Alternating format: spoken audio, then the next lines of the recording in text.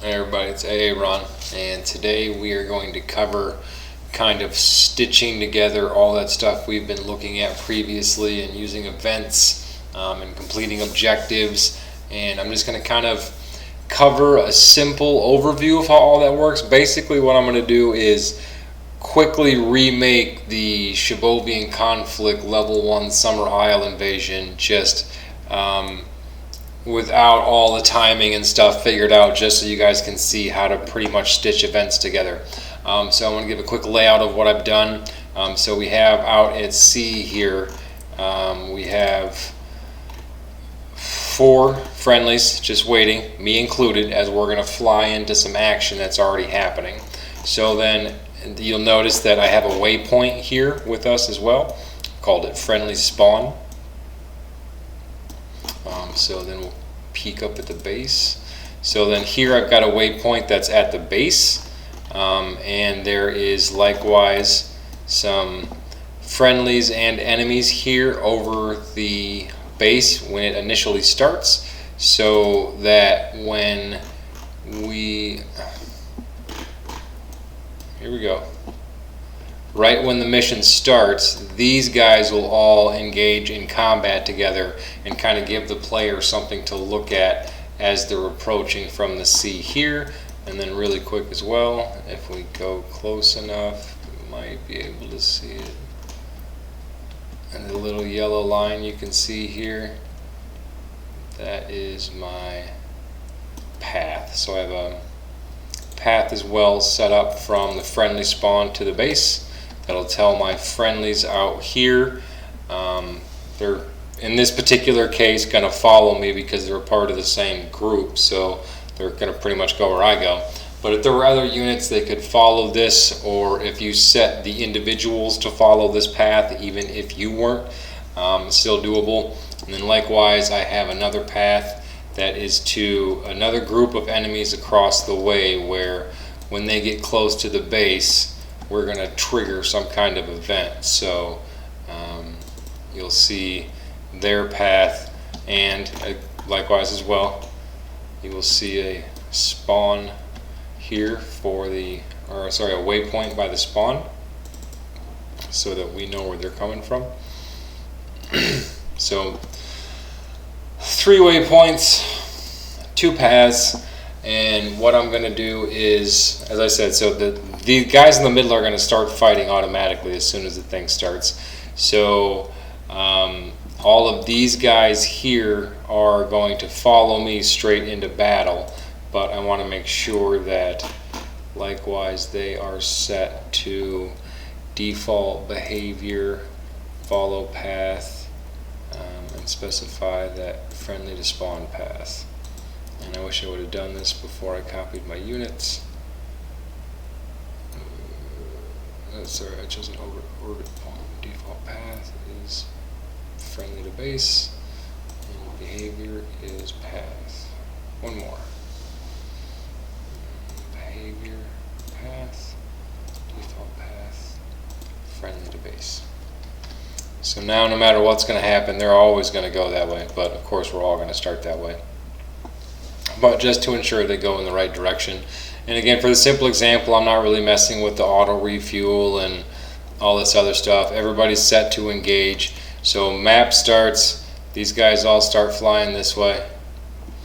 These guys are already fighting by default. And then these guys up here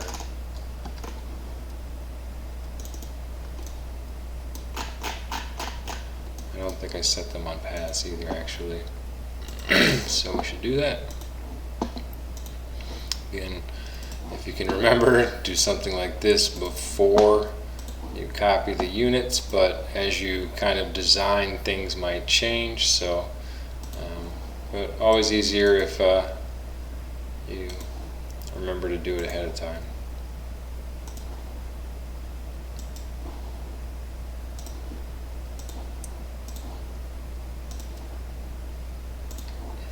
Alright, so when the mission loads, these 4 guys will now speed this way because their default behavior is to follow this path. So that is going to get them to come rushing towards the middle.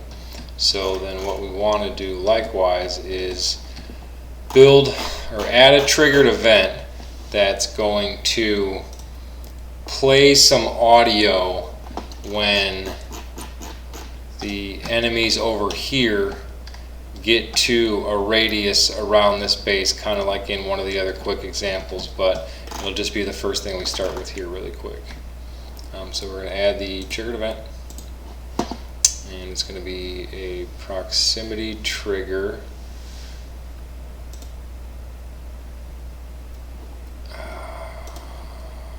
We'll do a conditional actually. So here's how you can do a proximity trigger and pick a unit, I think. Pretty sure I can do this. Alright, so we're going to be in the conditional, and then we're going to pick the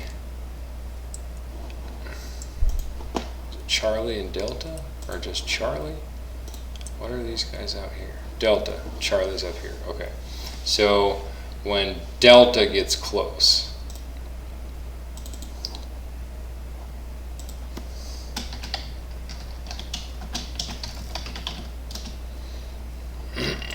so we'll add our unit group.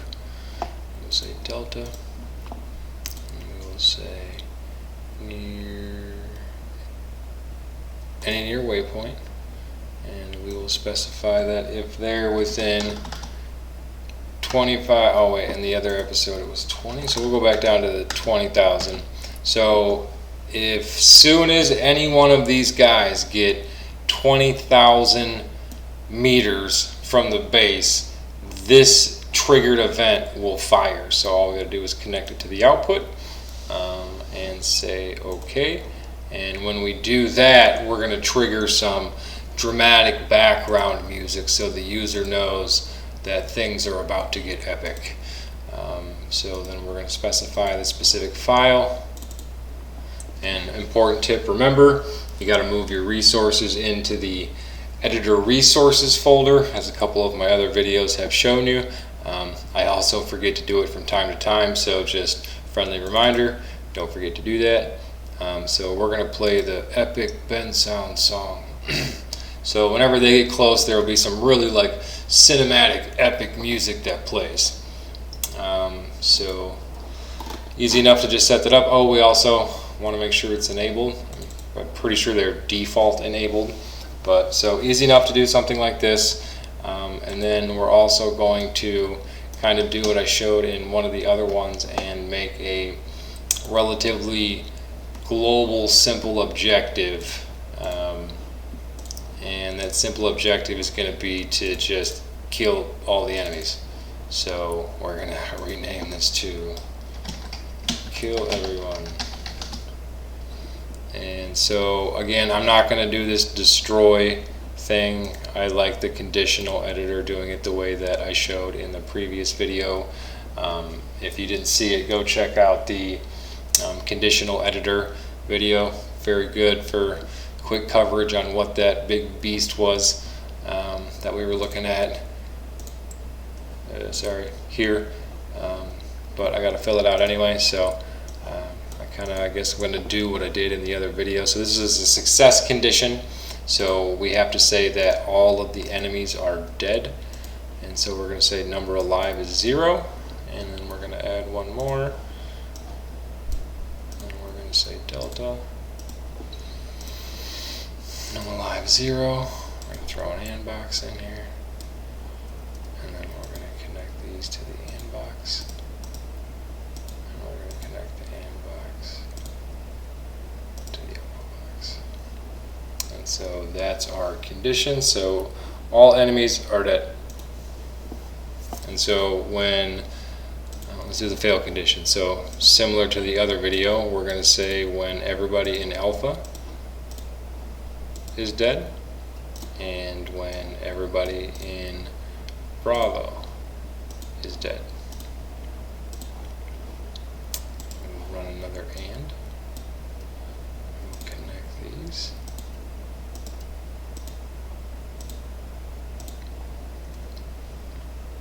So Bravo Alpha, okay. And so now we have our success and fail conditions, and so I'm not much concerned about the start of the event. It's gonna just start immediately because we're gonna start, action's gonna be immediate, there's nothing trigger it. This is just the global kill all everybody objective. So when you complete it, I'm gonna play more different heroic music that's just gonna be even more epic than the first one was epic. So we'll use the heroes theme, and then if you fail, we're gonna prompt a message from actual to tell you that you failed. I believe I've got a mission failure MP3. So now if the success condition triggers, it'll play some sweet background music, and then if you fail, HQ will tell you that you failed, and so we can set a waypoint, but not gonna matter much. But generally, with objectives, I try to make sure to set a waypoint and say go here, but in this particular case, none's probably a better idea because it's the global kill everybody objective. So I don't really feel like the waypoint there matters much. So kind of your flexibility and how you want to use it, but in this particular case, I'm not going to use it. So this is kind of my conditions, and then just as another simple example, I'm going to make another objective, which is going to be land after conflict.